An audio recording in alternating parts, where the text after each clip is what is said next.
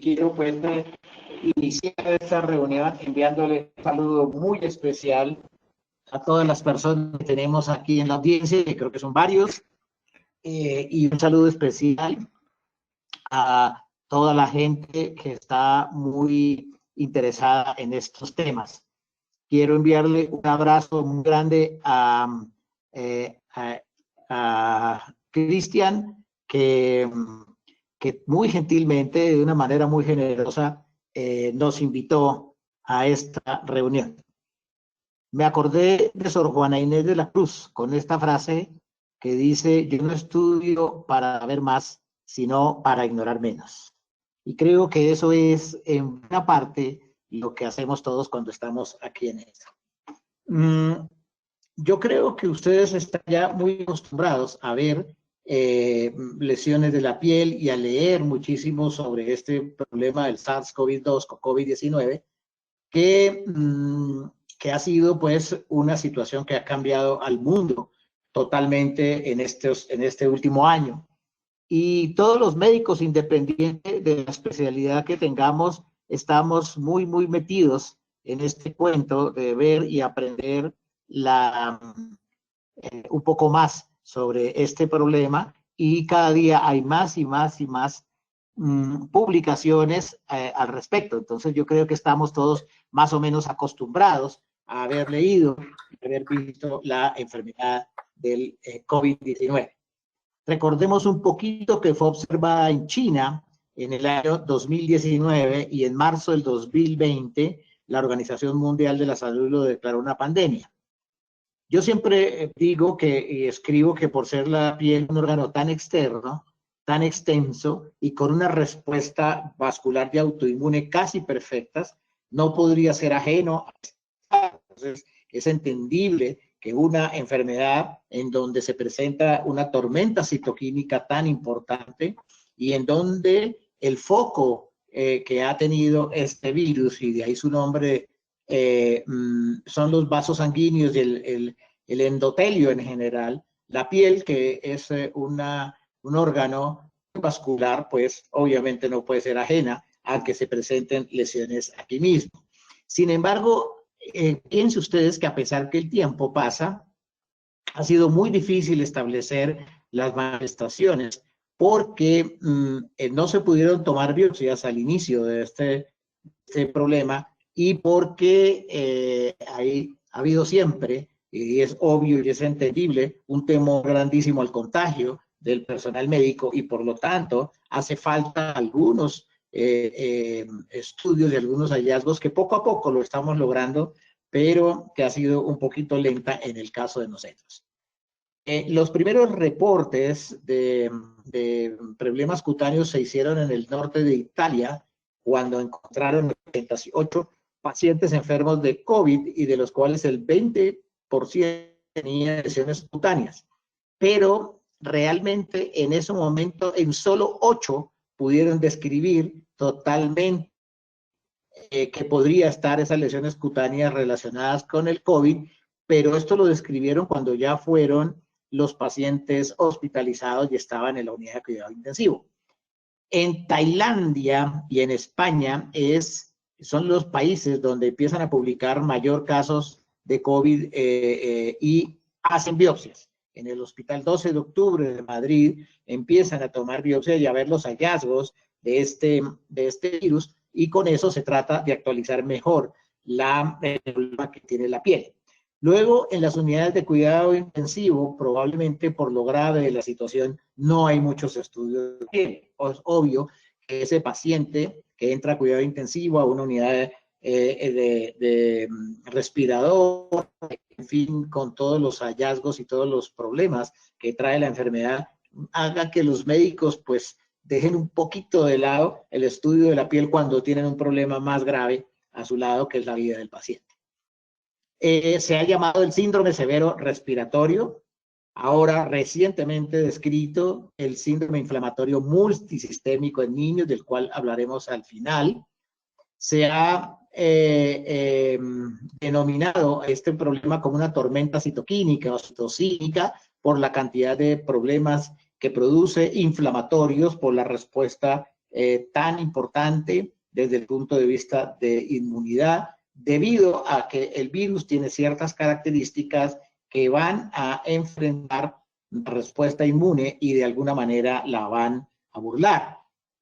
Es un síndrome de falla multiorgánica que empieza con un cuadro muy leve de fiebre, tos seca, fatiga, anosmia, pérdida del gusto, que es algo de lo que los pacientes más se quejan, y luego empiezan a mostrar disminución de la saturación de oxígeno, empiezan los problemas vasculares, pueden hacer tromboembolismo pulmonar. De hecho, hemos visto un par de colegas nuestros, dermatólogos, que han fallecido en Colombia por tromboembolismo pulmonar por culpa del COVID, y al final, pues, la parte final de la enfermedad es la muerte.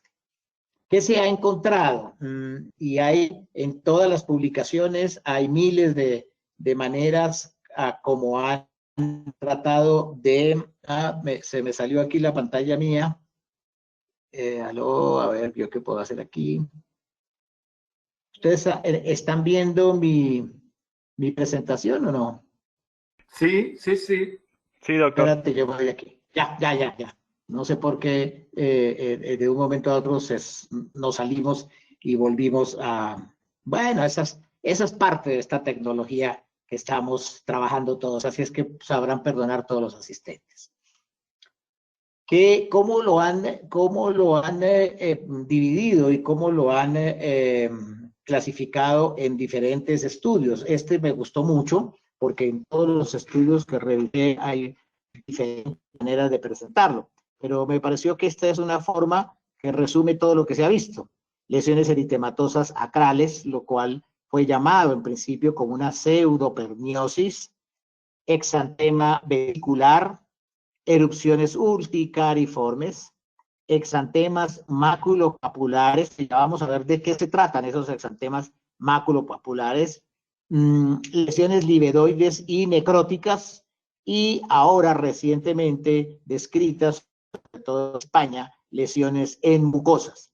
Entonces, como pueden ver, hay una gran cantidad de manifestaciones y la piel obviamente es un factor receptor de todas esas manifestaciones. Muy bien. Uy, aquí se bloqueó la pantalla.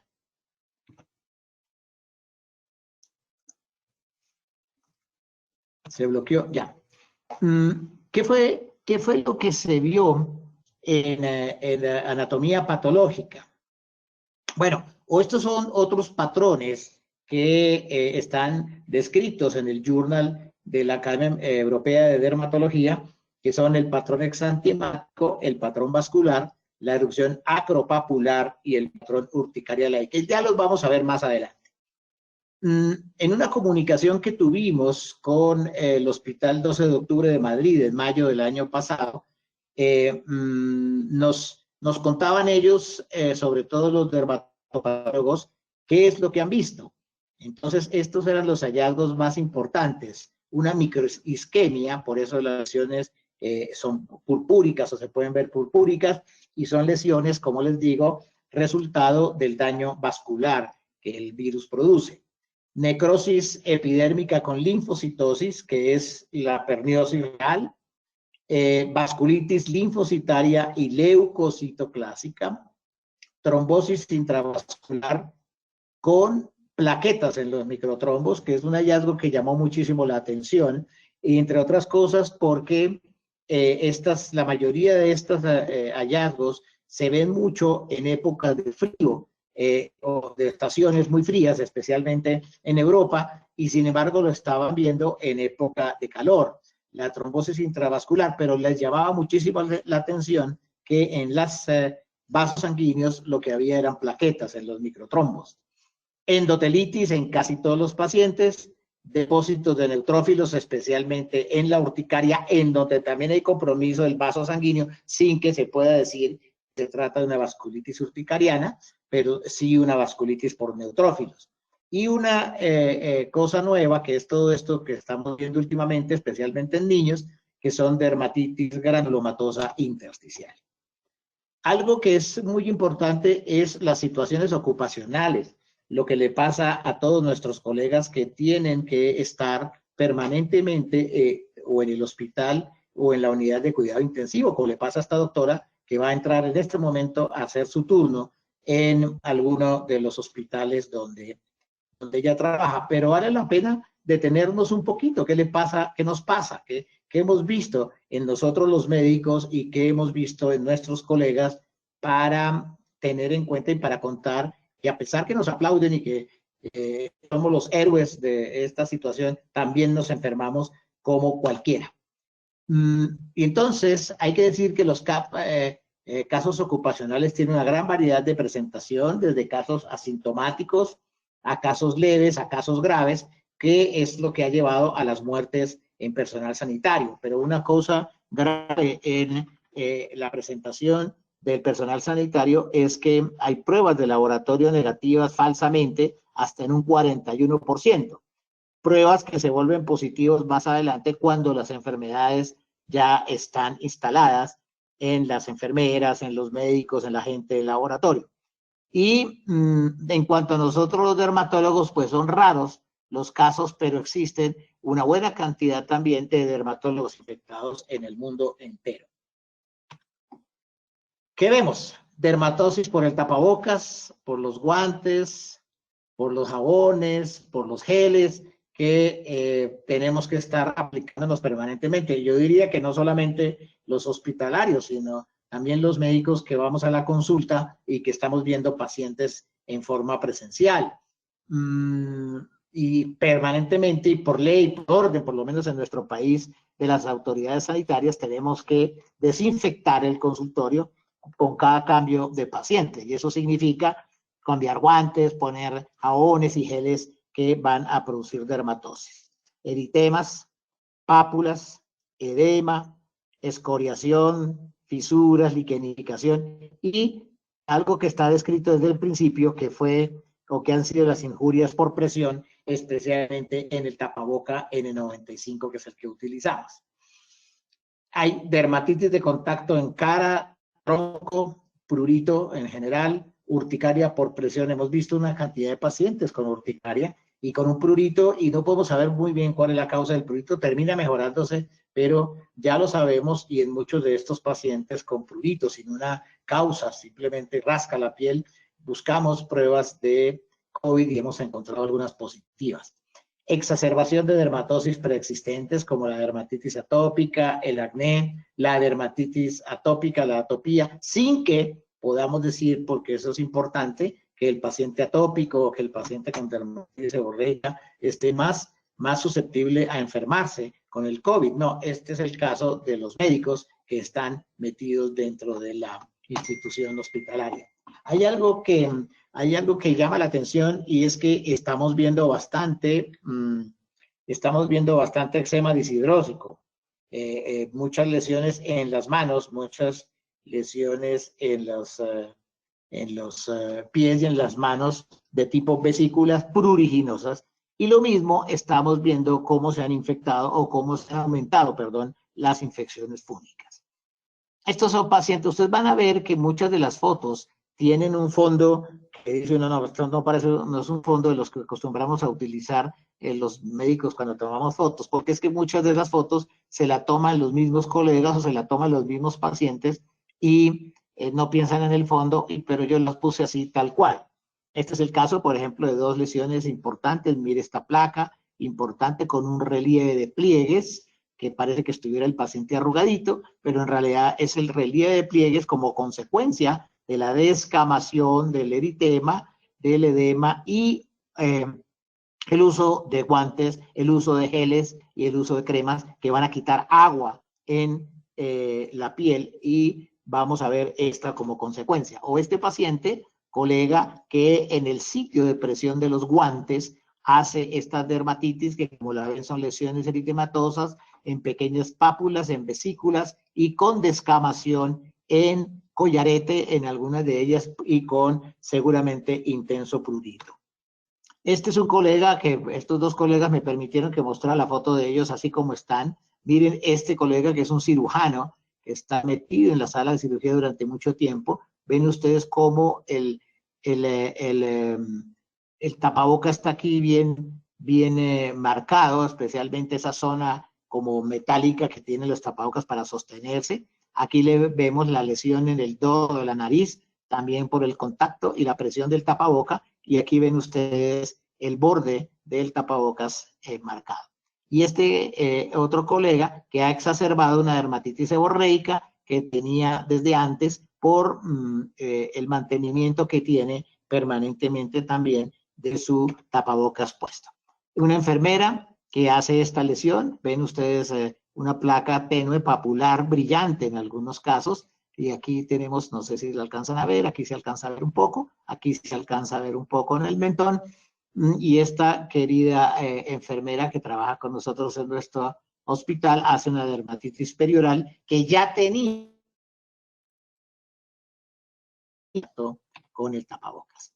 Este es un colega que no sabe qué hacer para dejarse rascar. Miren ustedes la cantidad de placas de eczematoides atópicas, parece ser, que se han exacerbado con el prurito, y el doctor no pudo parar de rascarse mientras se le tomó la fotografía, y obviamente lo entendimos muy bien. O esta paciente que hace también esta placa, otra enfermera que hace esta placa de aspecto eczematoso, eritematoso, casi liquenificada en el dorso de la mano por el uso permanente de geles, de jabones y de tapabocas y de guantes. Les decía que hemos visto exacerbar dermatitis de disidrosis, eczema disidrótico. Miren ustedes, aquí está clarito, ven ustedes las vesículas sobre un fondo eritematoso con el prurito. No es común verlo aquí en la palma, es mucho más común verlo en los dedos, como en esta paciente que ya no la muestra, que se ven las costras finales de las vesículas, y ven ustedes muy bien la descamación en collarete, que es el resultado final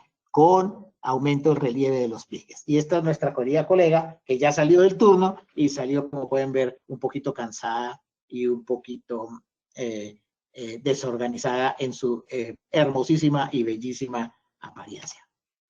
¿Y qué es lo que estamos viendo? Una cosa interesante, esas son las nuevas vacaciones.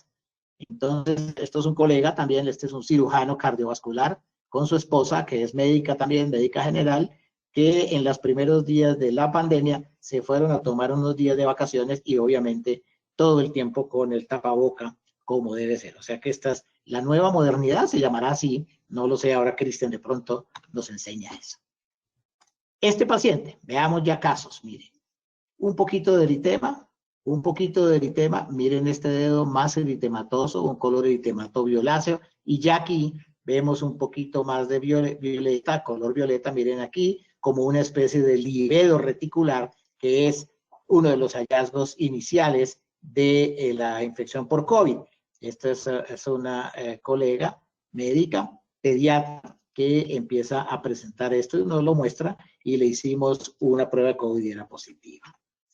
Y este es un paciente muy grave que falleció en la unidad de cuidado intensivo con una necrosis ya muy grave, muy importante, que se caracteriza por estas placas ya necróticas, violetas, purpúricas, que hablan por sí solas y que no tenemos que explicarlas. Erupciones maculopapulares, y ustedes ya hicieron el diagnóstico. Este es un paciente que nos consulta por esto. Miren ustedes el edema tan importante de los párpados, la descamación, que cuando lo vi así de entrada pensé que tenía una dermatitis seborreica, pero él se desviste y nos muestra esta lesión que ya todos ustedes diagnosticaron como una pitiriasis rubra pilar. Hemos visto varias pacientes que con pitiriasis rubra pilaris, que eso es algo raro porque la pitiriasis rubra pilar no es común, y menos en la vida diaria, pero ya hemos visto durante este año alrededor de 4 o 6 casos de pitiriasis rubra pilar que no habíamos visto. Y esta paciente, mucho más grave, miren ustedes las manos, esto por sí solo hace el de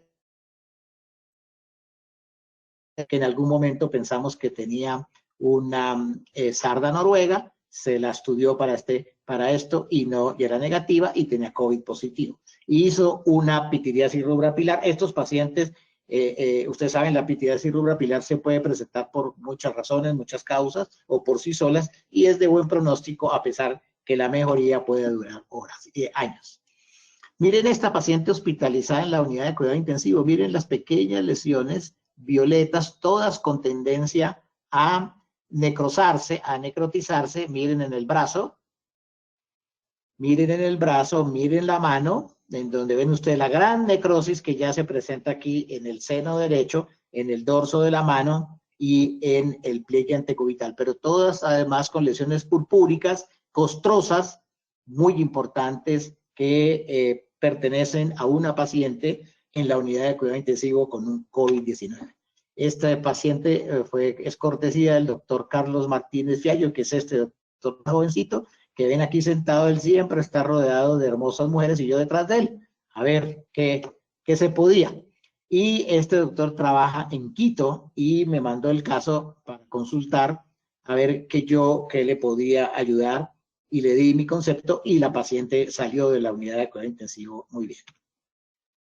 Miren esta paciente. Estos pacientes fue de los primeros casos que vimos en donde teníamos esta placa edematosa, violeta, eritematosa, con estas otras placas. Miren en el centro de la placa un punto purulento en donde, y en el resto de la cara se ven más, pero miren la espalda parece una varicela. Uno ve esta enfermedad y dice varicela, pero recuerden que la varicela se llaman las viruelas locas, o sea que uno puede tener lesiones en diferentes estadios. Esta paciente también la estudiamos y nos quedamos con que se trataba de un impétigo muy agudo, muy severo, COVID positivo, y le hicimos tratamiento muy jovencita, entonces el COVID no le hizo mayor daño. Le hicimos tratamiento antibiótico muy prolongado y la niña salió en perfectas condiciones. Pero es una paciente que vimos ahí. Estos son otros casos que hemos visto. Miren esta paciente tan importante, tan severa, con una urticaria grande, unas placas edematosas, eritematosas gigantes, con intenso prurito. Esta señora con estas lesiones similares, pero más pegadas, más abigarradas en la pierna. Ella trabajaba con una red de comunicaciones de las Fuerzas Armadas, por eso tiene todas estas cosas ahí en la casa. Y esta otra paciente que hizo esta lesión, esta es una paciente que empezó con la angustia del COVID y empezó a tomar una cantidad de medicamentos que para que no le diera, que para que sí le diera, y hizo estas lesiones urticarianas que por fortuna mejoraron. Nos costaron mucho trabajo. Esta paciente tocó manejarla con ciclosporina porque no nos quiso responder a los tratamientos corrientes. Estos pacientes COVID positivo, y mejoraron con tratamientos muy fuertes, muy potentes para su urticaria, pero son las erupciones urticarianas que están relacionadas con el COVID. Y hay algo que no está descrito mucho, pero que ya lo describieron en algunos artículos, que son las lesiones de las mucosas. Van desde esta lesión mucosa tan primaria del labio inferior, con unas placas descamativas, con escamas, prácticamente, como dice la gente vulgarmente, el labio tostado, en un labio seco. Ven ustedes las escamas cuarteadas que se han separado de la mucosa un poco más. Esta paciente, todos estos pacientes son COVID positivo. Esta paciente que hizo estas placas casi psoriasiformes, brillantes, pustulosas prácticamente, y este muchacho que es un médico que hace esta lesión granulomatosa. Este paciente se dejó tomar biopsia y era una cheilitis neutrofílica muy grande, muy importante, que nos recordó los hallazgos de las urticarias neutrofílicas que publicaron los españoles. Esta placa tan severa, con intenso dolor, que sangraba fácilmente, y estoy hablando en pasado porque todos estos pacientes mejoraron muy bien con el transcurso de la mejoría de la enfermedad. Herpes zóster. Yo no sé si los colegas que están ahí oyéndonos, que son más de 150, qué experiencia hayan tenido con el herpes en esta pandemia, pero nosotros hemos visto aumentar los casos. Hay épocas del año en que el herpes zóster aparece, está en las épocas cercanas a los cambios de estaciones, y eso lo vemos con alguna frecuencia. Por eso el herpes zóster es cíclico, pero esta vez hemos visto todo el tiempo, en todo este año que llevamos guardados de pandemia, estamos viendo estos herpes. Miren este herpes tan severo en esta paciente joven y con esa costra tan grande, pero aquí se ven muy bien las placas. Y esta paciente que hizo muy bien, miren ustedes las lesiones osteriformes con una costras muy grandes y que fueron lesiones que se continuaron con lesiones de herpes zóster en la cara. Entonces, les digo que las erupciones herpetiformes, especialmente el herpes zóster, ha sido muy común para nosotros en esta época de pandemia. Y lo mismo, las lesiones en boca. Miren las lesiones en boca tan grandes, miren esta plaga, en lengua, perdón, tan importante, inclusive aquí se ve blanca y uno dice, ¿no será que tiene aquí una complicación con cándida o algo así? Pero miren, casi que la fisura tan importante, perdón, me devuelvo, casi que la fisura tan importante del centro de la lengua, del dorso de la lengua con esta placa ulcerada, algunas que sangran fácilmente, y esto con una placa que recuerda la lengua geográfica, y que es eso exactamente lo que han publicado las personas que más han estudiado esto con relación a la infección activa del COVID. Y terminamos, para darle paso a Cristian, recordando un poquito esta nueva enfermedad, el síndrome inflamatorio multisistémico en niños, que se ha llamado MIS-S, asociado al COVID-19, y lo reportaron en abril del 2020 en Europa por primera vez, pero ahora ya lo han reportado mucho más y ya están apareciendo más artículos en las revistas de inmunología en el 2021. Niños con fiebre persistente, estado hiperinflamatorio, o sea, vamos a encontrar niñitos que además de la fiebre pueden tener dolores articulares, pueden tener cambios en la piel, tanto en palmas como en plantas, en su boca, y pueden tener graves síndromes gastrointestinales con falla multiorgánica, fiebre y shock cardiogénico. Cuando estos casos se presentaron al puro principio, que fueron uno que otro caso, no se vieron muchos, entonces se pensó que era una enfermedad de Kawasaki, pero parece ser diferente a la enfermedad de Kawasaki, por eso hoy en día se ha llamado enfermedad Kawasaki-like, porque no se comporta como la enfermedad Kawasaki. El primer niñito que vimos, yo no tengo fotos de eso porque solamente vi un niño y no se me ocurrió que por ahí podría haber algo, y fuera de eso, pues tomarle una foto a un niño es un poco más difícil. Pero lo que vimos fue un niñito con una falla cardíaca importante, con un derrame pleural bilateral muy severo y unas lesiones en piel muy importantes, descamativas, rojas, con un edema de piel, lesiones en las uñas, que cuando lo vimos nos pareció, y a los pediatras ya les había parecido, y a los de la unidad de cuidado intensivo, que era una enfermedad Kawasaki. Y se hizo ese diagnóstico de enfermedad Kawasaki, pero ahora ya se sabe que es más un síndrome tóxico y que puede llevar a los niños a la muerte. Cada día están publicando más casos, especialmente no se han publicado en niños blancos, europeos o norteamericanos, pero se han publicado en niñitos asiáticos y en niños de raza, niños afro. Yo no sé qué tantos niños de estos hayan visto en Colombia. Los colegas, yo vi ese caso puro al principio, no volví a ver ningún otro, porque pues como son niños no me buscan, van a buscar a los dermatólogos pediatras. Esto es una enfermedad de la barrera cutánea, estos últimos casos son enfermedades de la barrera cutánea, que es una pared de ladrillo y cemento, y que gracias a esa pared no van a entrar ni las alergias, ni las virus o las bacterias, y mientras se mantenga la cohesión que debe haber en la barrera epitelial. Y esto es lo que ocurre, estos son niños cuyo defecto está en las células T, y en donde hay una infección del SARS-CoV-2, y vamos a tener que las células del huésped van a presentar una cantidad de cambios que van a producir la gran tormenta citoquímica que ya se había hablado desde el principio, y por eso esta foto, perdónenme que sea en inglés, pero la saqué directamente de una revista la tengo aquí al lado, que es el Journal de Alergia y Inmunología Clínica de este año, del marzo, del Esta es de marzo, si no estoy mal, del 2021. Exactamente. Muy bien.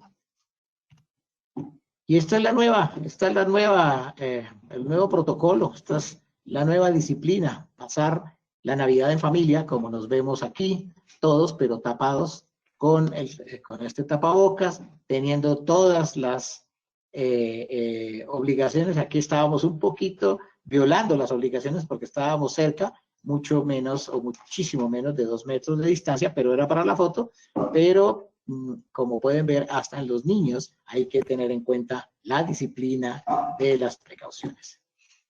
Recuerden esto, una biblioteca es un lugar donde usted puede perder la inocencia sin perder la virginidad. Entonces, a veces es bien importante visitar una biblioteca.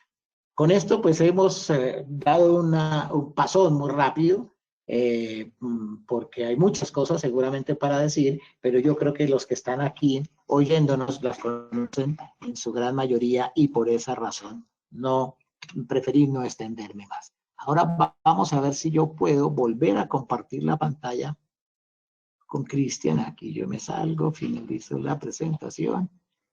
¿Qué pasó aquí? Doctor Juan, muchísimas gracias.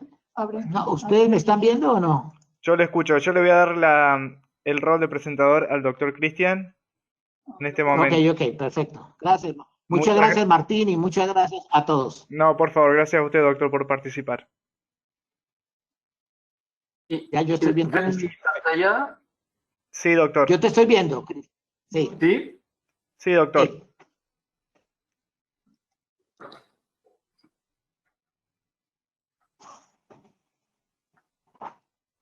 Bueno, y buenas tardes todos y todas. Y antes de iniciar esta presentación, me enteré esta tarde de una noticia triste. Perdimos un colega muy amado, muy apreciado, el doctor Cándido Ulises Mejía Padilla, de San Pedro Sula, en Honduras. Y además de un gran profesional, era una gran persona. Y quiero acordarnos todos de él y presentar a sus seres queridos mis mayores condolencias. Realmente es una gran pérdida. Y lamentablemente también falleció del COVID. Y bueno, para ser un poco menos grave y tener palabras menos tristes, vamos a enfocarnos en las afecciones dermatológicas agravadas por el COVID-19. Y si tenemos un día que recordarnos 2020 y sacar 2 símbolos de 2020, bueno, ¿qué va a hacer? El tapaboca, la mascarilla, por supuesto, y también el gel alcohólico que tiene mucha importancia en nuestras vidas y que también es una protección totalmente indispensable. Bueno, ¿cuáles son los cambios en las características fisiológicas de la piel cuando uno usa el tapaboca?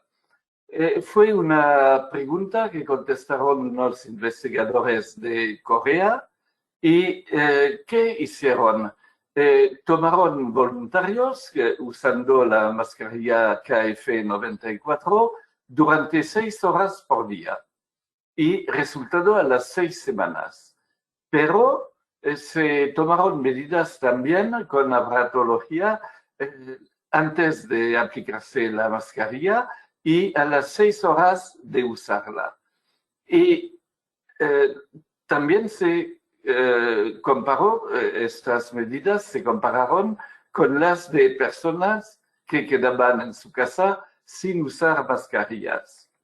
Y los resultados son interesantes. Miren el cambio en la temperatura de la piel, que está aumentando 2 grados después de 6 horas de llevar este tapaboca. El rubor también aumenta en forma significativa.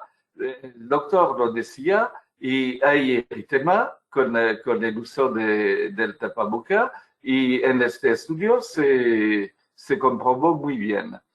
Los poros durante el día, durante las 6 horas, no cambian muchos el tamaño de los poros. El grano de la piel, para nada. La elasticidad tampoco. Pero sí cambia muchísimo la pérdida de agua transepidérmica.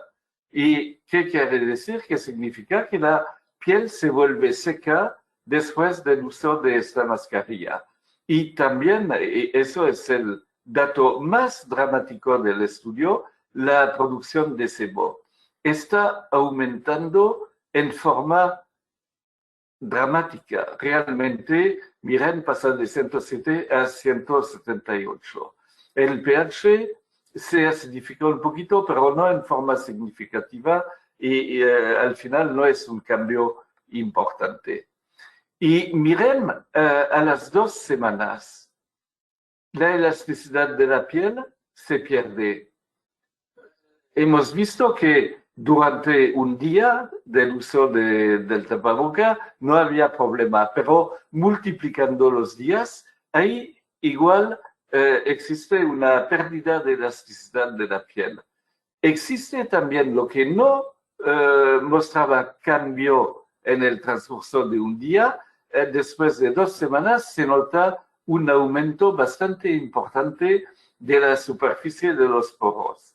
Y las lesiones de acné en personas que tienen, por supuesto, en pacientes con acné, miren que hay un aumento muy importante después de las 2 semanas. Lo que indicaba el doctor que estas lesiones empeoran con el uso del tapaboca. Acá una foto saliendo del artículo, un artículo muy interesante este. Bueno, este aumento de los brotes de acné en pacientes acnéicos también se reportó en China y eso al principio de la pandemia, a los principios de 2020 y miren que hay aumento del brote y eso es bastante característico y se nota que este aumento de brote se ubica más que todo en la zona de la mascarilla y no en las zonas descubiertas de la cara. Bueno, también puede haber ocurrencia de nuevo de acné con el uso del tapaboca.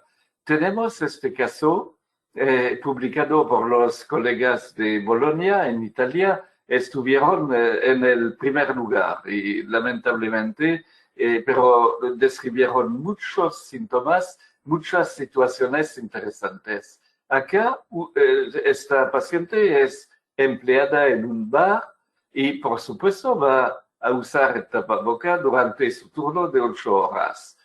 Previamente al uso del tapaboca tenía seborrea facial, pero jamás había tenido lesiones de acné.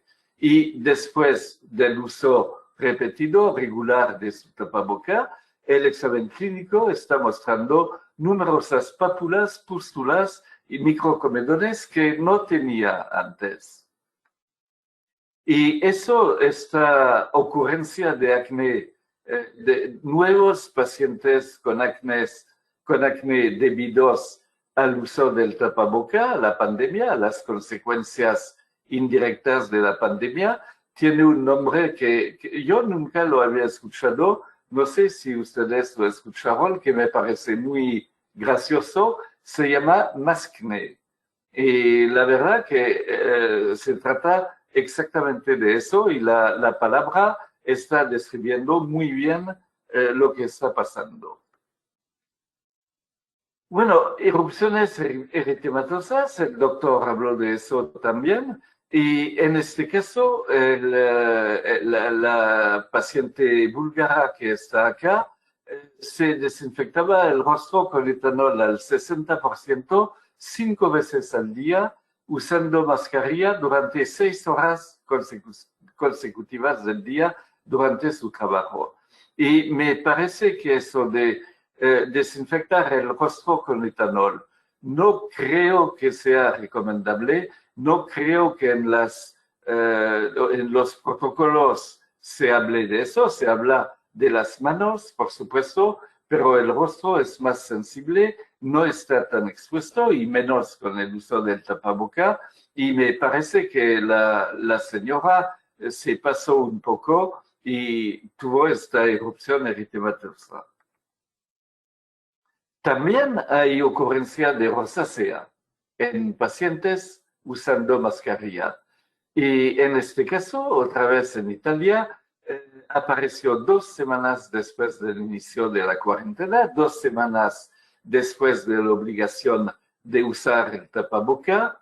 La paciente tenía historia previa de flushing, o sea que tenía más riesgo a rosácea que otras pacientes.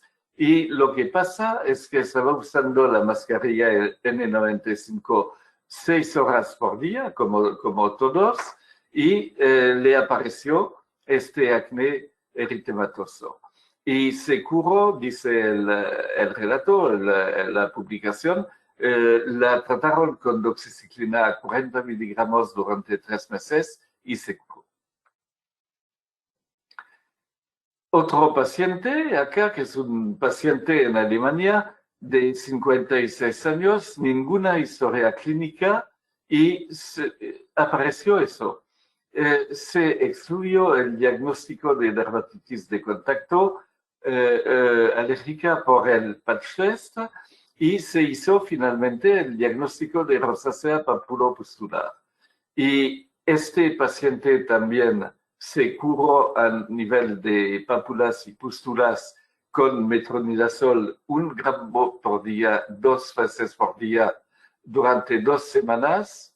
No, perdón, el metronidazol 1 gramo por día y pimecrolimus en crema durante 2 semanas, 2 veces por día. Y a pesar del tratamiento, desaparecieron las pápulas, las pústulas, pero la rosácea permaneció eritematosa y el eritema persistió. Eso también habló el doctor antes, la exacerbación de lesiones de dermatitis seborreica. Eso parece ser bastante común y hay varios reportes, seleccioné unos de estos, pero hay varios reportes y parece ser una consecuencia importante. En este caso, siempre en Bolonia, este paciente de 29 años de edad, tratamiento corticoide tópico durante 5 días y enseguida después pimecrolimus tópico al 1% durante 10 días. Bueno, a veces puede ser es otro reporte de Italia, de Milano, pero en este caso puede ser mucho más severo y mucho más espectacular y por supuesto una molestia dramática para el paciente. En esta tabla reuní los datos del estudio de Milano y del estudio chino para ver un poco cuál era el porcentaje de agravación de lesiones de enfermedades cutáneas con el uso del tapaboca. Y miren, es importante, en la dermatitis seborreica el aumento es entre el 36 y el 46%. Es significativo. Lo mismo en lesiones de acné. Tenemos como el 43% de aumento. En lesiones de rosácea, el 100%. Se duplicaron. Y lo que ocurre en pacientes normales antes de usar el tapaboca, prurito en el 15% de los casos, eritema en el 12,6%, sequedad de piel, el 11%, y otros varios que no están detallados acá, y el total, el 49% de pacientes parece ser que tenga ocurrencia de algún inconveniente a nivel de su piel, de algún trastorno dermatológico. es muy importante y tenemos que estar preparados a eso y ustedes seguramente lo están y en contacto con el paciente aparecen todos los días con este tipo de inconveniente. También hay dermatitis de contacto con el uso del tapaboca y hay alérgenos posibles que se detallan acá. No voy a leer todo eso, pero como pueden ver, vamos del conservante del tapaboca hasta intermedios de fabricación en el proceso del mismo tapaboca. El elástico también tiene alérgenos. Hay un endurecedor, ustedes ven que tiene cierta rigidez el tapaboca. El endurecedor es capaz, es susceptible de provocar dermatitis de contacto e incluso impurezas que contienen estos tapabocas. Y pueden ser muy severas. Acá hay un caso, siempre en Italia, este caso en Roma, y realmente puede ser muy molesto para el paciente. Y bueno, el segundo símbolo de la pandemia, el gel alcohólico, aparte de la paciente que observamos que le usaba sobre el rostro, la mayoría lo usamos para desinfectar las manos si es necesario y no estamos poniendo en duda el uso del gel alcohólico, pero puede presentar problemas, parches eritematosos, pero también hasta dermatitis de contacto, pero en este caso, pasó en la India, en este caso se usó alcohol isopropílico y parece ser que es mucho más propenso a llevar a dermatitis de contacto que el etanol mismo. Bueno, este artículo de la India también me interesó porque me pareció bastante original. Estamos hablando siempre de síntomas, de agravación de cosas así, pero estos médicos destacaron algo que conocemos todo, que durante la pandemia hay menos consultas, incluso en algunos momentos se interrumpieron las consultas y hay menos, los pacientes tienen miedo a contagiarse, se mueven menos y en total están pidiendo menos ayuda a su médico.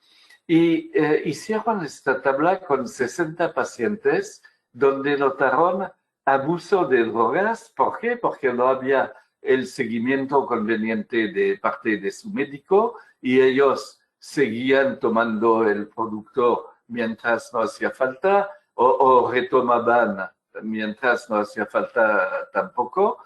E incluso con productos muy importantes, no estamos hablando de cosméticos o de productos de este tipo, pero de esteroides orales, de esteroides tópicos, eso sí, importante, antibióticos, que el paciente no puede determinar solo si tiene o no que usar el antibiótico.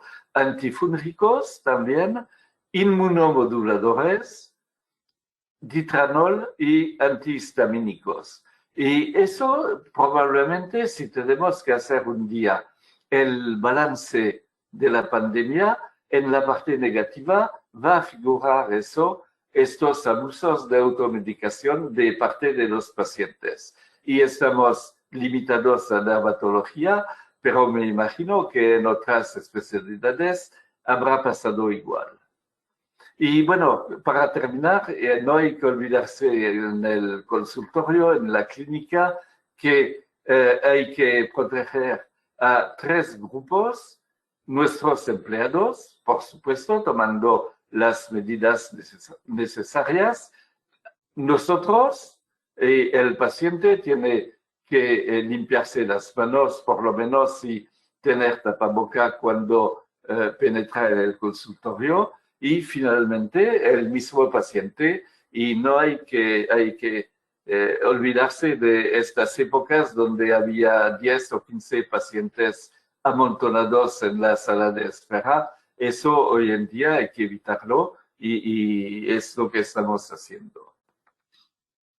Y para terminar, algunas recomendaciones de uso de los productos de LSI Silderma cuando se utiliza el tapaboca. En el tema de ocurrencia o agravación de lesiones de dermatitis seborreica, de acné, el Quasix en gel. En ocurrencia o agravación de lesiones de rosácea, Quasix crema. En ocurrencia de dermatitis de contacto, de eritema, de prurito o en dermatitis de mano, Sodermix.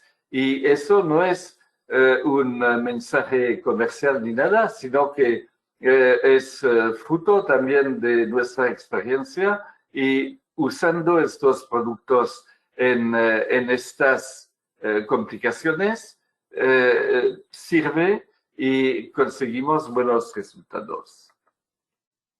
Bueno, les agradezco muchísimo después de agradecer al doctor Chalela también. Y me imagino que vamos a tener varias preguntas. Doctor, buenas tardes. Voy a darle el rol a Francisco. Sí. Francisco, buenas tardes. Francisco.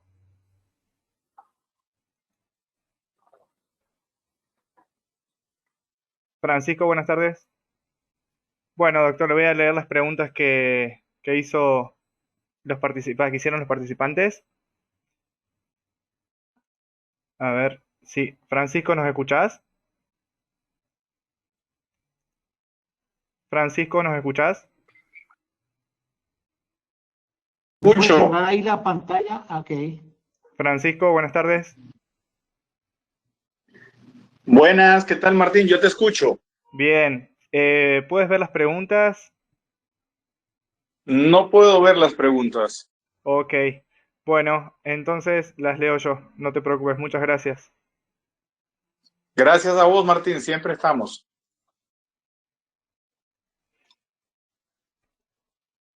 Bien, doctor. También Ah, bien. Doctor Juan, ¿también nos escucha? Yo los escucho muy bien. No veo sino la pantalla del doctor Biel, pero los escucho muy bien. No creo que la gente quiera verme, sino oírme. Bueno, les voy a leer las preguntas y si quieren contestar alguno de los dos o en primer orden, doctor Juan. Tratamiento del acné por COVID. Tratamiento del acné, ¿por qué, perdón? Sí, tratamiento del acné por el COVID. ¿Qué sugieren? Ok. Cristian, ¿quieres decir algo? No necesariamente, pero me parece que el tema del brote de acné que aparece o se agrava con las prácticas de la pandemia, el tapaboca, y no por la enfermedad en sí. No creo, pero lo digo eso bajo el control del doctor Chalena, pero no creo que entre los síntomas cutáneos del COVID esté el acné. Y cuando aparece así con el uso del tapaboca, es un tratamiento común, lo que sabemos hacer normalmente con peróxido de benzoil y antibióticos tópicos, y ni más ni menos de lo que hacemos en práctica común. No sé lo que opinarás, Juan Guillermo. Sí, Cristian, gracias. Sí, sabe que sí, yo no lo puse en la conferencia, en realidad yo pensé que no iba a ser tan importante hablar de eso, pero me pareció muy bien que tú lo comentaras. Sí, hemos visto acné y hemos visto acnés severos. Y pacientes que habían tenido acné alguna vez en la vida reactivaron el acné, especialmente mujeres en edad que ya no es de acné. El manejo obviamente es explicar todo eso. Cristian mostró ahí una señora que se limpiaba la cara con algo, no sé, no me acuerdo qué material, era tóxico desde todo punto de vista. Y entonces hay que explicarle muy bien a la gente cómo debe manejar esa parte, ¿no? Qué debe pasar y qué evitar o qué hacer. Pero el tratamiento es prácticamente ese, ¿no? Utilizar peróxido de benzoilo,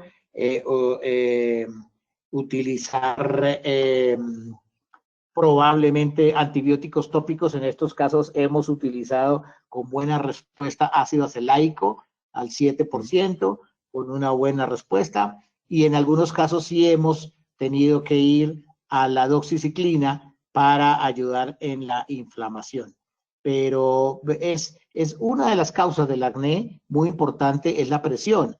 Por eso de pronto vemos personas que trabajan muchas horas con una camisa puesta caliente o con la pijama, inclusive al dormir, que aparecen erupciones acneiformes en la espalda. Entonces sí está asociado porque la situación del aumento del calor va a producir cambios en la unidad pilosebácea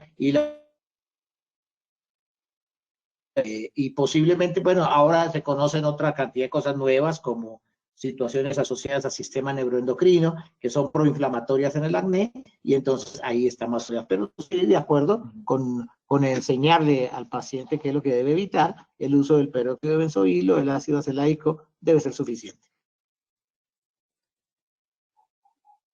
Muy bien. ¿Se pueden presentar lesiones en piel en pacientes positivos asintomáticos como única manifestación del COVID? Sí, se puede presentar. Por eso hemos encontrado varios casos de pacientes asintomáticos que tienen urticarias sin una causa que uno pueda detectarla o con erupciones eritematoescamosas también sin una causa que uno pueda detectar. Dermatitis seborreica, como lo decía Cristian muy bien, y en esos pacientes empezamos a sospechar que se trata de un COVID asintomáticos y se les hace la prueba y la prueba es positiva. Entonces sí hemos encontrado algunos pacientes con lesiones de la piel mínimas pequeñas. Ahora no quiere decir que empiece aquí pues la histeria correctivo en que cada paciente que pasa por el consultorio le pidan la prueba. Solamente esas lesiones de la piel, hablo en el caso del dermatólogo, que uno no puede explicar una causa. Entonces, dentro de los estudios de hoy en día, la causa debe hacerse estudio del COVID. Miren, por ejemplo, aprovecho la pregunta y perdóname, Cristian, que me extienda un poquitico en la respuesta. Hemos encontrado lesiones en la piel en pacientes diabéticos que antes no veíamos y que hemos visto en este momento de pandemia, como el sarcoma de Kaposi. Ustedes se acuerdan del sarcoma de Kaposi asociado al SIDA, pero el sarcoma de Kaposi es un virus, entonces se exacerban los virus también. Y la hiperglicemia o el paciente que no está perfectamente controlado puede hacer que ese virus herpes aumente. Entonces miren que estamos viendo enfermedades que antes no veíamos tanto. Muy bien, gracias, doctor Juan. ¿Qué porcentaje de pacientes con COVID-19 llegan a tener alteraciones en la piel? ¿Qué porcentaje? No sé si Cristian tenga ese dato de porcentajes, pero yo creo que puede hasta llegar a ser el 30-35%. Doctor Cristian. Sí.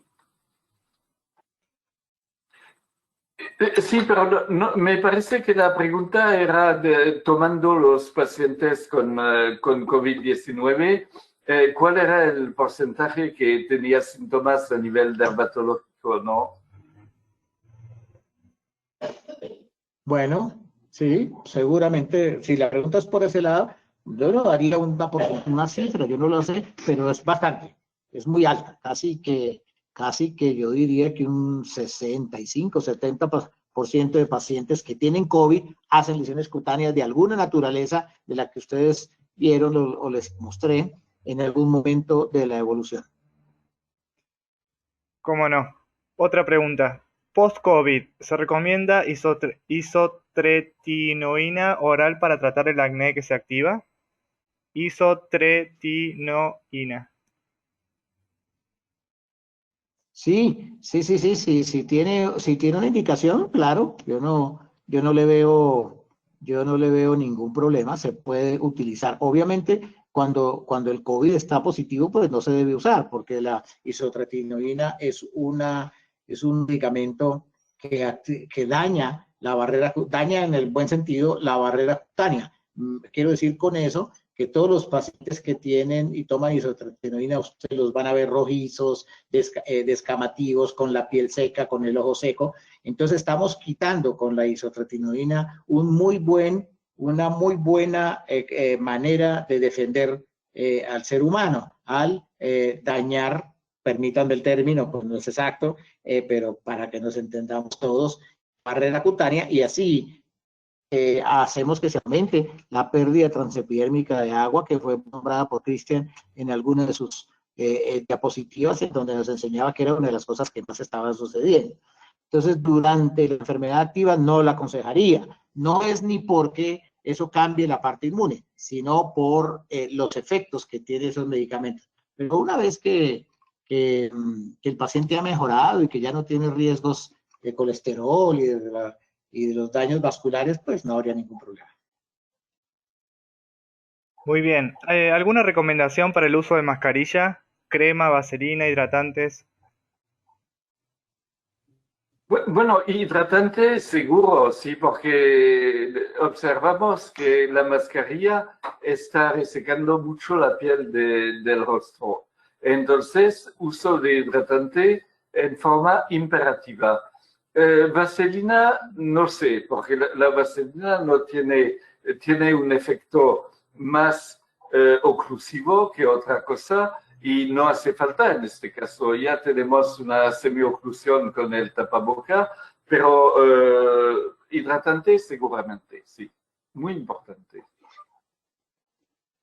Y el riesgo de la vaselina es que es acnogénico. Entonces, si tenemos mucha más posibilidad de hacer acné por el tapabocas, pues lo vamos a aumentar con la vaselina. Y estoy de acuerdo. Yo a todos los pacientes les pongo algún hidratante. Muy bien. En pacientes, por supuesto, no complicados, ¿el tratamiento de los problemas cutáneos sería igual que un paciente negativo? Sí, la experiencia mía es que sí. No nos ha cambiado nada. Y hemos estado durante este año en 1000 reuniones con todos los países de América y por fuera en Europa, y nadie ha cambiado las terapias conocidas. No tenemos ningún problema mientras no haya ninguna contraindicación absoluta. Muy bien, doctor. ¿Y el tratamiento de herpes zóster en el COVID? Es el mismo, usando antivirales tipo aciclovir o valaciclovir en las dosis que usualmente utilizamos. Yo soy mucho más amigo del aciclovir porque el valaciclovir es una prodroga del aciclovir, o sea que el valaciclovir tiene que convertirse en aciclovir en el organismo para poder actuar. Entonces, si es un paciente que es lentamente acetilador, pues va a tener mucho más riesgo de que se demore su medicación. Pero de resto, normalito, con todas las indicaciones para el dolor que debe ponerse muy rápido, especialmente en pacientes mayores de 60 años, 55, 60 años, en que debe ponerse el tratamiento muy rápidamente, especialmente el del dolor. Inclusive en algunos de estos casos muy complicados hemos tenido que reducir a los corticosteroides, que tomar o formular corticosteroides para mejorar el dolor. No va a mejorar el herpes más rápido, pero tampoco lo va a empeorar. Entonces lo usamos en dosis pequeñas y ayudamos a disminuir el tiempo de dolor. Pero sí, exactamente es la misma medicación, es mi experiencia. Bien, doctor Dill, ¿sugiere el uso de alguna crema facial o uso de agua termal para aliviar en forma preventiva los problemas ocasionados por el uso de la mascarilla? Sí, me parece que el agua termal puede ser muy interesante porque no hidrata de verdad, pero refresca y se acuerdan que hay aumento de la temperatura con el uso del tapaboca y se puede refrescar con agua termal y además el agua termal es también aliviante para la piel. Y la mayoría son así porque tienen un contenido bajo en minerales y seguramente sí, el uso de agua termal puede ayudar mucho, sí. Y la hidratación, eso es fundamental. Bien. Doctor Chalela, ¿la severidad de la urticaria se relacionó con la intensidad de la enfermedad por COVID-19 en el paciente que usted presentó? No, los pacientes que presenté eran pacientes con COVID-19 bastante suave, una situación de un cuadro gripal acompañado de pérdida del olfato y del gusto, pero en ningún momento un paciente de esos hizo una enfermedad severa que obligó a cuidado intensivo. No es que la urticaria sea más grave, entre más grave sea el COVID, no he visto en ninguna parte, ni he visto ningún paciente que diga que los pacientes que tienen más grave la enfermedad por COVID hayan hecho una urticaria más grave. No, es exactamente igual y los manejos son los mismos. Muy bien, gracias. De los medicamentos utilizados para el tratamiento de COVID-19, ¿cuál estaría más relacionado con lesiones dermatológicas secundarias? Hay varios artículos, ¿no?, que muestran, y nosotros hemos tenido pacientes con reacciones medicamentosas muy importantes a la hidroxicloroquina y hemos visto pacientes con reacciones a la ivermectina, que fueron, como todos los que están aquí recuerdan, medicamentos que se utilizaron al principio y que aún en algunas de esa cantidad innumerable de videos y de charlas por gente buena y gente menos buena, hablan.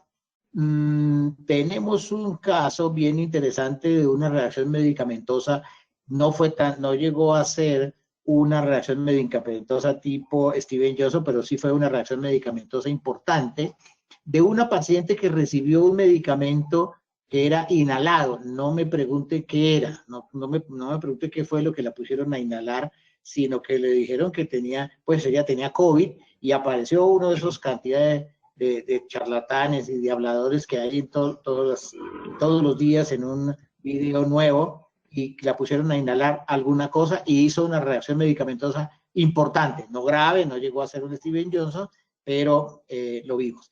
Las demás pacientes que han hecho reacciones a la hidroxicloroquina y a la ivermectina son reacciones generalmente en forma de rash eritematoso, con micropápulas pruriginosas, pero muy generalizadas. Pero sí hemos visto reacciones medicamentosas a los medicamentos que se utilizan para el COVID. Muy bien. ¿Considerarían alguna lesión que se pudiera llegar a considerar particular del COVID, o más bien las lesiones son exacerbaciones de condiciones preexistentes? No, lo que ocurre es que el COVID ha hecho que haya ciertas condiciones de la piel que hace que la enfermedad aparezca. Y ustedes vieron ahí una diapositiva que yo les mostré en donde hay el eritema pernio, por ejemplo, que es una enfermedad por el frío, pero que lo empezaron a ver en época caliente, en época de verano, en los países europeos acompañado al COVID. Entonces, esos pacientes exacerbaron un poco la enfermedad por culpa del COVID. Y el eczema disidrótico también se ha visto aumentado en los pacientes que tienen COVID, y el eczema disidrótico puede ser una condición normal del verano, del sudor, de situaciones de cambio de clima, y sin embargo se ven en el COVID también en forma más marcada. Y las púrpuras, ustedes vieron la vasculitis necrotizante severa, terrible, casi una vasculitis séptica en la paciente que nos regaló el doctor Martínez Fiallos de Ecuador, en donde una situación que suele verse con alguna frecuencia en esos pacientes hospitalizados en las unidades de cuidado intensivo, con tromboembolismos, con microtrombos, se suelen aparecer, pero en los pacientes con COVID ha sido todavía más severa. Ha habido necrosis muy importantes que incluso han llevado a la muerte a los pacientes. Recuerden ustedes, es una tormenta citoquímica en donde hay un sinnúmero de daños microvasculares que se pueden presentar en la piel o en el pulmón, obviamente, que es lo que termina matando a los pacientes, lo mismo que hoy en día, que se está viendo complicaciones renales y complicaciones cardíacas. Pero sí, yo diría que algunas de esas enfermedades de la piel que han aparecido o han reaparecido con el COVID pueden haberse agravado cuando un paciente está muy enfermo. Muy bien, gracias, doctor. Si se presenta paciente con el herpes zóster, ¿sería conveniente pedir PCR o antígeno de hisopado nasal para COVID en esta época de pandemia?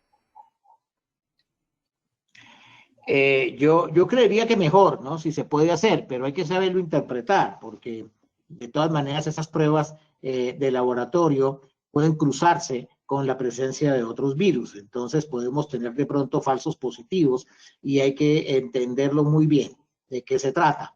El PCR, si es específico para el virus del SARS, pues es una muy buena prueba y lo mismo los anticuerpos. No necesariamente a todo paciente, hay que interrogarlo. Usted tiene herpes zóster, pero además ha tenido fiebre que no es común en el herpes zóster, ha tenido anosmia, ha tenido disgeusia, ha tenido dolores musculares, desórdenes gastrointestinales que no son comunes en el herpes. Eso es, si el paciente contesta que sí, yo le haría inmediatamente las pruebas para COVID. Muy bien. 2 o 3 semanas posteriores al COVID, ¿han observado lesiones descamativas marcadas o alguna otra lesión? Perdón, Martín, ¿me repites? Es que se me fue un momentico el audio, perdóname. Sí, cómo no. 2 o 3 semanas posteriores al COVID, ¿han observado lesiones descamativas marcadas o alguna otra lesión? Sí, hemos visto 2 pacientes que después de haber mejorado y dado de alta parece descamación en la piel como si se hubieran quemado por el sol. Eso, entre otras cosas, yo lo interpreté, pues eso no lo he visto escrito, pero lo interpreté como que es un proceso de descamación de la piel propio de cualquier proceso inflamatorio generalizado, como cuando uno va al sol y se quema. Entonces sí lo hemos visto con descamación, con prurito, y ahí es donde le pasamos el balón a Cristian para que nos diga si le ponemos o no le ponemos si le ponemos o no le ponemos hidratantes de la piel o antioxidantes o cosas de esas, pero sí se ve, sí se ve. Muy bien. Si por causa directa del virus se desarrollan lesiones cutáneo-mucosas, ¿se tratan como usualmente se tratan? No sé, Cristian quiere contestar porque yo he estado aquí contestando y no lo he dejado hablar. No, pero contestas muy bien, Juan Guillermo, y sabes mucho de eso. Muchas gracias, muchas gracias. Bueno, no, tratamientos iguales, no hemos cambiado absolutamente nada. Tal vez hubo un paciente que me pasó un otorrinolaringólogo hace poco, que tenía COVID, es leve, un COVID que no era marcado y tenía una lesión en la lengua. Miren, no les mostré una foto de eso, les hubiera podido mostrar una lengua llamada lengua negra vellosa. La lengua negra vellosa es como ustedes se lo imaginan, uno en el centro de la lengua va a tener un color verde oscuro, negro, y como si tuviera pelos en la lengua, ahí sí, literalmente. Entonces, en ese caso sí entramos un poquito más fuerte, tratando de mejorar esa sensación que tenía el dolor, el paciente que era de dolor, y se le pusieron analgésicos muy fuertes en la lengua y utilizamos tópicamente sustancias que mandamos preparar con antibióticos tópicos, porque generalmente esas lengua vellosa, que es causada por antibióticos, puede estar llena de bacterias también. Este es tal vez el caso más severo que hayamos visto. El resto fueron esas lenguas geográficas que ustedes vieron ahí, que se manejaron con corticoides. Mandamos preparar corticoides en hora base para que se mantenga mucho mejor en la lengua, pero no. Yo creo que la presencia del COVID lo angustia a uno, ¿no? Y uno angustia al paciente, porque el sinónimo de tener COVID es algo muy importante. Pero yo creo que el proceso de las enfermedades de la piel comunes y corrientes, como las que ustedes vieron, no cambia para nada. Creo que de todas las más importantes, yo creo que es lo que está produciéndose con los tapabocas y con los guantes, que es lo que ha aumentado en cantidad y molesta muchísimo a los pacientes. Bien, una de las últimas preguntas. ¿Hasta cuánto tiempo después de la mejoría del COVID se han podido ver lesiones dermatológicas? Ahí sí me cogió un poquito fuera de base. A ver, yo he hecho cabeza de los pacientes que hemos visto.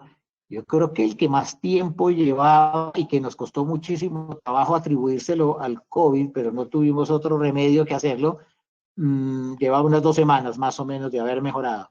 Mi experiencia es esa, no sé si habría que preguntarle de pronto a personas que tienen más experiencia que yo, pero ustedes esperen, una vez que el paciente mejore del COVID, no lo despidan, no lo manden para la casa otra vez a que viva su vida normal, porque puede hacer manifestaciones cutáneas, sobre todo de rashes eritemato escamosos o descamativos posteriores. Como les digo, aquí en este momento a la cabeza se me viene que 2 semanas de post-COVID tenía el paciente.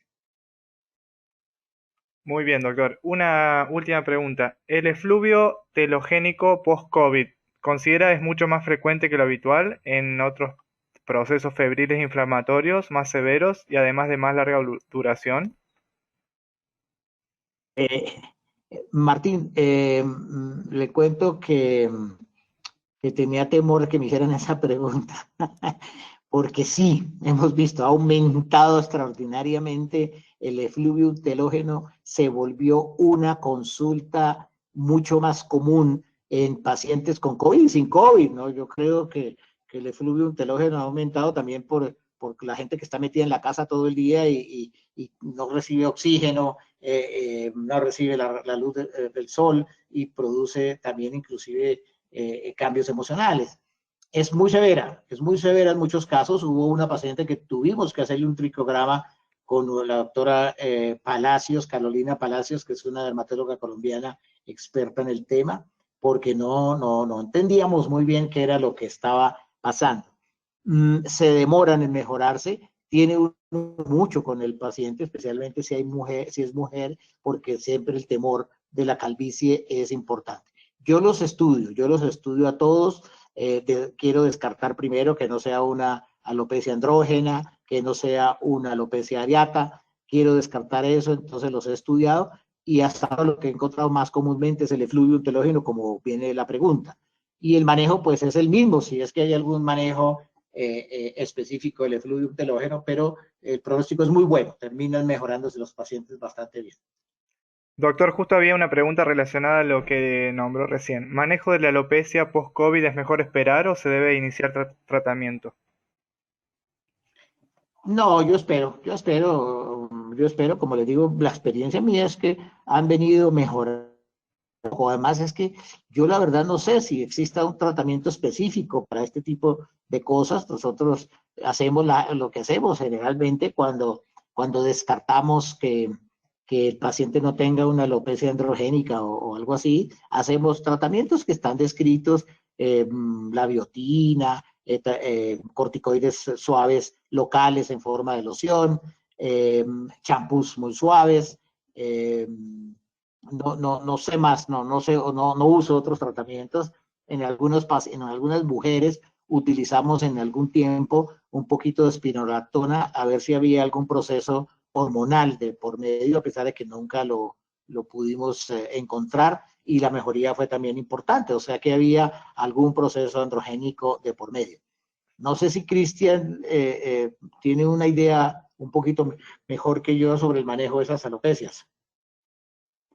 No, me parece que está todo dicho, que realmente es así. La espironolactona, sí es cierto, a veces ayuda como en el acné, lo que está pasando igual en el acné. Cuando hay un componente hormonal, pero el tratamiento es el tratamiento clásico. No creo que el COVID cambie nada en eso. Pero sí es cierto que estas consultas de fluvión son mucho más numerosas, mucho más comunes, y pienso que el estrés que todos estamos viviendo tiene que ver con eso. También estas condiciones de vida que no son usuales, no estamos acostumbrados a eso. El estrés involucrado por la pandemia, todo eso está aumentando mucho la consulta, sí.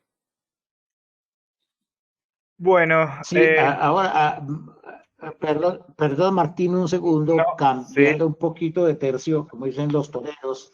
eh, Además de la efluvium telógeno que se volvió bastante común, y de las lesiones en boca, las queilitis, los labios, también que es más común que antes, hemos encontrado una serie de infecciones micóticas, intertrigos crurales y lesiones en pliegues interdigitales de los pies. Y han descrito, el doctor Robert Schwartz, si no estoy mal, describió unos nuevos hongos, uno que se llama, lo que se llama hongos cándidas no albicans, porque son otro tipo de cándida. Entonces, hay que estar alerta sobre este tipo de situaciones que sí estamos viendo un poquito más en esta pandemia. Muy bien, doctor, paramos la última pregunta. La lengua tipo geográfica, la queilitis descamativas, ¿parecen ser asociadas a COVID casi exclusivamente con esta característica? No, no necesariamente es COVID. La hemos visto más en la época de COVID. Y no me haga la siguiente pregunta diciendo que por qué, porque no tengo ni idea. Pero sí estamos viendo más queilitis y más lengua geográfica que antes. La lengua geográfica, ustedes saben que es una manifestación nada más, y que cuando uno tiene una geográfica, pues hay que descartarle atopía, hay que descartarle amiloidosis, hay que descartarle psoriasis, hay que descartarle lesiones de tipo líquen plano. Entonces uno tiene que descartar, eso no ha aumentado ni ha cambiado, digamos, con el COVID, pero sí ha sido más frecuente la presencia de lengua geográfica. Ahora, las queilitis, sí, yo estoy sorprendido. Estoy sorprendido, le he preguntado a muchos colegas en América Latina qué piensan de eso y todos tienen un pensamiento como el mío. No sabemos por qué hay tantas queilitis. Vieron ustedes una paciente con unas lesiones casi que psoriásicas en el labio, y el otro muchacho con esa queilitis neutrofílica tan grave, tan severa, que nos ha costado mucho trabajo mejorarlo, pero ya está bastante mejor. Sí, eso sí me ha llamado la atención. No veíamos, o por lo menos yo, en mi experiencia personal, no veía tanta queilitis como estamos viendo ahora. Bueno, ahí queda esa inquietud para todos los asistentes para que poco a poco vayamos buscando una respuesta. Bueno, para ser justo voy a leer la última pregunta que queda. ¿El tratamiento indicado en lesiones vasculíticas o purpúricas con COVID positivo?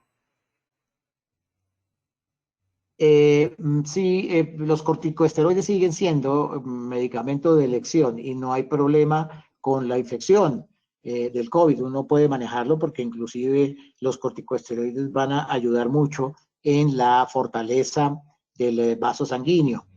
Pero hemos visto varios casos que que hemos manejado con colchicina.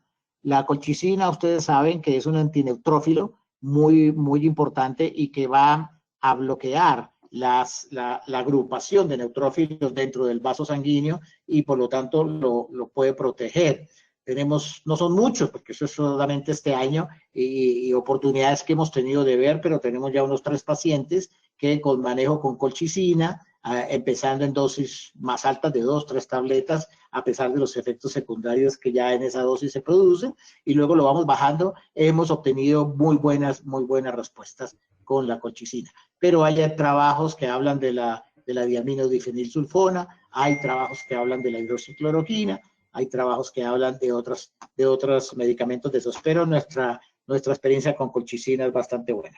Muchas gracias, Cristian. Un abrazo muy grande. Me alegró mucho verte. Un saludo en casa y un saludo para todos los asistentes y que se cuiden, que se sigan cuidando, que sigan utilizando el tapaboca a pesar de todo eso, que mantengan la distancia social y toca seguir viviendo porque eso es lo que nos ha tocado. Un abrazo muy grande y una feliz noche. Un gran abrazo también a ti y fue un gusto y un gran abrazo a todos y todas los que nos escucharon. Y hasta el mes que viene.